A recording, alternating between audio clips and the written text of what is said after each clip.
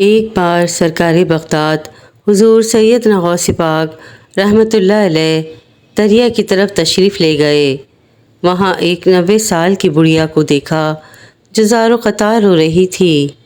ایک مرید نے بارگاہ غوثیت رحمۃ اللہ علیہ میں عرض کیا، مرشدی، اس ضعیفہ کا اکلوتا خوبرو بیٹا تھا، بیچاری نے اس کی شادی رچائی، دولہا نکاح کر کے دلہن کو اسی دریا میں کشتی کے ذریعے اپنے گھر لا رہا تھا کہ کشتی الٹ گئی اور دولہا دلہن سمیت ساری بارات ڈوب گئی۔ اس واقعے کو آج 12 سال گزر چکے ہیں، مگر ماں کا جگر ہے، بیچاری کا غم جاتا نہیں ہے۔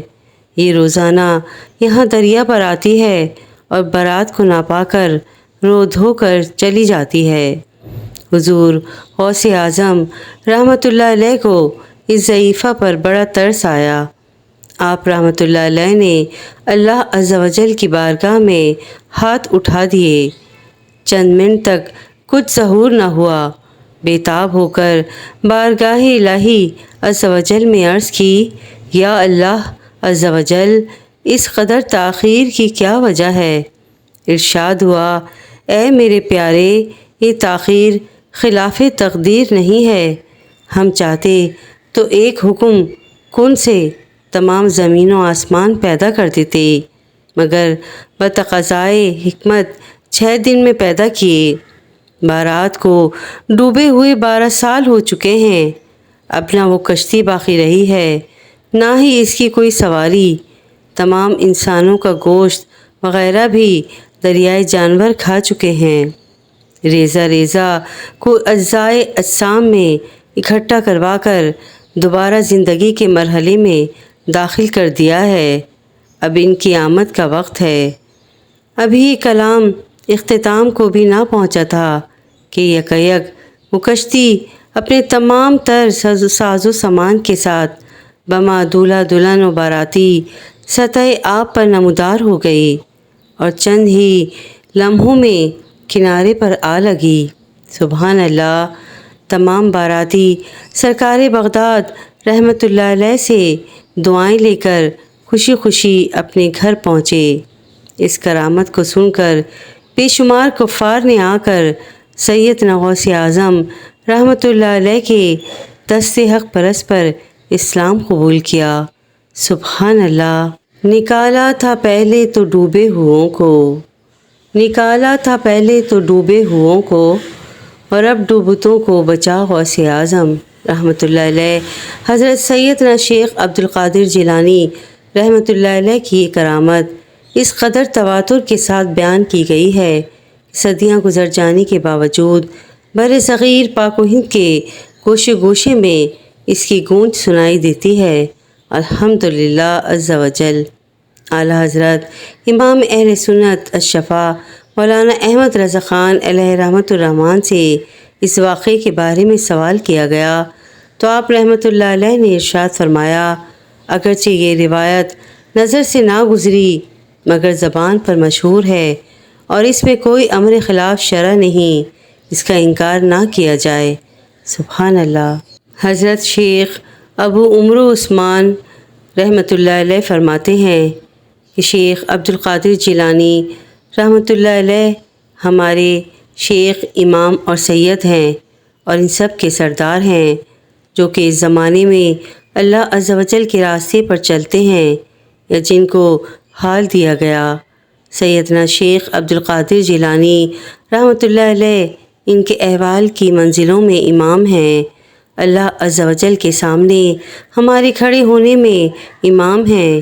اس زمانے کے اولیاء اور تمام بلند مراتب والوں سے اس بات کا سختی سے عہد لیا گیا کہ ان کے قول کی طرف رجوع کریں اور ان کے مقام کا ادب کریں۔ سبحان اللہ! حافظ ابوالعزیز عبد المغیث رحمۃ اللہ علیہ سے مروی ہے کہ ہم لوگ بغداد میں حضرت غوث اعظم رضی اللہ تعالیٰ عنہ کی رباط حلبہ میں حاضر تھے۔ اس وقت ان کی مجلس میں عراق کے اکثر مشائخ رحمۃ اللہ علیہ حاضر تھے اور آپ رضی اللہ تعالیٰ عنہ ان سب حضرات کے سامنے وعظ فرما رہے تھے کہ اسی وقت آپ رضی اللہ تعالیٰ عنہ نے فرمایا قدمی حاضہ علی رغب علی کل ولی اللہ، یعنی میرا یہ قدم ہر ولی کی گردن پر ہے۔ یہ سن کر حضرت سیدنا شیخ علی بن ہدی رحمۃ اللہ علیہ اٹھے اور منبر شریف کے پاس جا کر آپ رحمۃ اللہ علیہ کا قدم مبارک اپنی گردن پر رکھ لیا۔ بعد ازیں یعنی ان کے بعد تمام حاضرین نے آگے بڑھ کر اپنی گردنیں جھکا دیں۔ سبحان اللہ، واہ کیا مرتبہ اے غوث ہے بالا تیرا، اونچے اونچوں کے سروں سے قدم اعلیٰ تیرا، سر بھلا کوئی کیا جانے کہ ہے کیسا تیرا، اولیاء ملتے ہیں آنکھیں وہ ہے طلوہ تیرا۔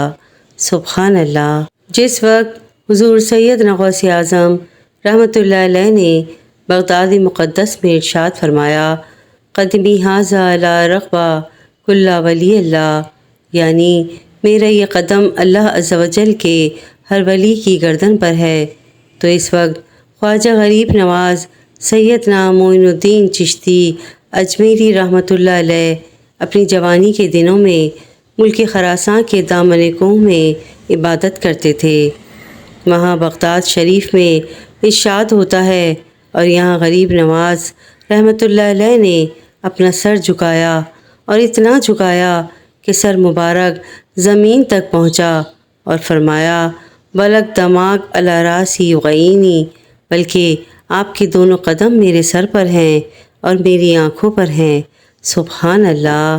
اس سے معلوم ہوا کہ حضور غریب نواز قدس السرہ الاعلیٰ سلطان الہند ہوئے اور یہاں تمام اولیاء عہد و ماں آپ کے محکوم اور حضور غوث پاک رحمۃ اللہ علیہ ان پر سلطان کی طرح حاکم ٹھہرے۔ سبحان اللہ۔